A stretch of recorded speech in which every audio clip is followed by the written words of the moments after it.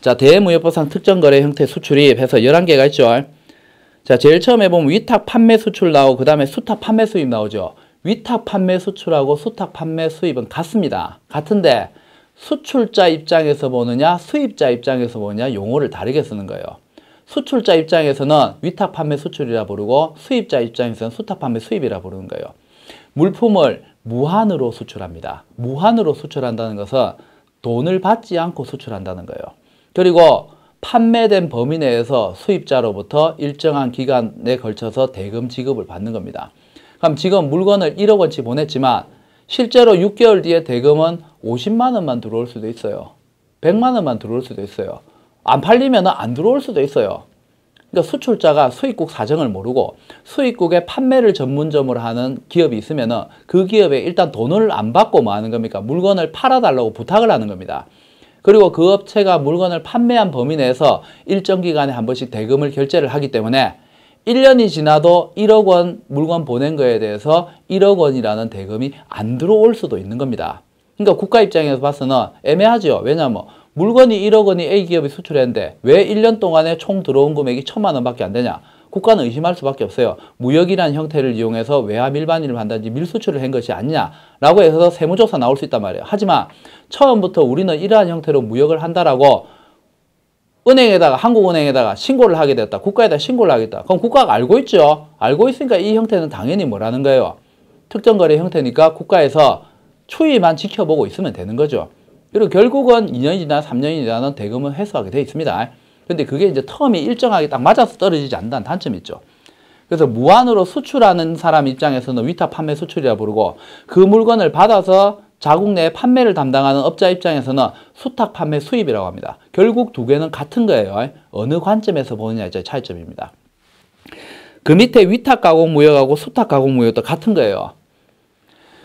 물건을 생산해 달라고 부탁하는 사람 입장에서는 위탁 가공 무역이고 그것을 받아서 제조를 진행하는 사람은 수탁 가공 무역이에요. 우리나라가 옛날에 경제 개발할 때 박통 시절에 많이 활용했던 방식입니다. 특히 대구 지역에 한참 섬유 산업이 발달될 때, 특히 가발 산업이 발달될 때 외국의 업자로부터 가발 생산 주문을 받고 우리는 주문받은 거에 대해서 생산해주고 가공인만 취득을 했었습니다. 그래서 외국의 업자는 우리에게 가발을 생산해달라고 부탁을 하죠. 위탁 가공 무역이죠. 우리의 입장에서는 그것을 받아서 가공임을 받는 조건은 물건을 제조해서 생산해주고 그걸로 거기에 대해서 대가성인 임금만 받았던 거예요. 수탁 가공 무역이라고 부르죠. 두 개는 같은 겁니다. 수출자 입장에서 보느냐 수입자 입장에서 보느냐 차이점이라고. 그거 말고는 차이점이 없습니다. 그 다음에 임대 수출 임차 수입 요건 알겠죠? 우리 임대차계하고 똑같죠? 특히 중장비 같은 겁니다. 우리가 건설 중장비를 해외에 수출을 하게 됩니다. 수출을 하게 될 때 이거를 판매를 하는 게 아니고 10년 상환으로 해서 할부를 해가 임대를 해서 보내는 거예요. 그러면은 10년 동안에 계속해서 일정 기간 동안에 우리는 임대료를 받게 됩니다. 그리고 그 10년 기간이 지나게 되면 물품을 다시 우리가 뭐 하면 돼요? 가지고 들어오면 되겠죠. 근데 대부분의 경우에는 이렇게 임대차 계약을 체결했을 경우에는 우리가 수수료를 계속해서 받지만 결국은 그 물품을 회수하지 않고 헐값으로 중고값으로 그 업체에다 그걸 넘겨버립니다. 사실 가져오는 비용이 더 비싸죠.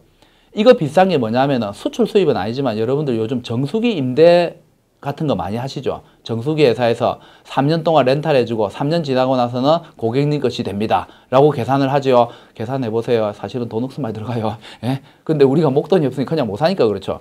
외국에서 우리가 특히 건설 중장비 기자재들이 이렇게 해서 해외에 많이 진출하고 있습니다. 5년 동안 10년 동안 해외에서 쓰다 보면은 녹슬어가 다 고철이에요. 그거 싣고 오는 비용이 더 비싸요. 그래서 그냥 소유권 이전을 시켜버리고 뭐 하는 겁니까? 중간중간에 임대료 받은 것으로 뭐 하는 거예요? 전체 기계값하고 우리가 이익 받을 수 있는 거 다 받게 되는 거죠. 그래서 수출이냐 수입자 입장에서냐 임대자 임차냐 이렇게 얘기를 하는 거죠. 이건 별로 안 어렵죠. 쉽게 이해할 수 있어요. 그 다음에 7번에 보면 카운터 트레이드 아까 연계무역 했습니다. 그래서 요거는 그냥 넘어가겠습니다. 여러분들 잘 기억하고 있죠? 4가지가 있다 했습니다. 물물교환, 구상무역, 대응구매, 산업협력 4가지가 있다 했어요. 구상무역이 제일 중요합니다. 구상무역이 잘 기억하세요. 자, 그 다음에 그 밑에 보면 중개무역, 중당무역 나오죠. 중멍멍이 무역 아닙니다. 중개무역도 아까 제가 첫 시간에 그 2강에서 얘기할 때 뭐라고 얘기했습니까? 처음에 얘기할 때 이 중개무역이 잘만 쓰면은 사기에 활용될 수 있다. 밀수 출입에 활용될 수 있댔죠. 그러니까 국가에서는 이거를 뭘로 잡는 겁니까? 특정 거래 형태로 잡아가지고 구체적으로 감시, 감독, 단속을 하게 됩니다.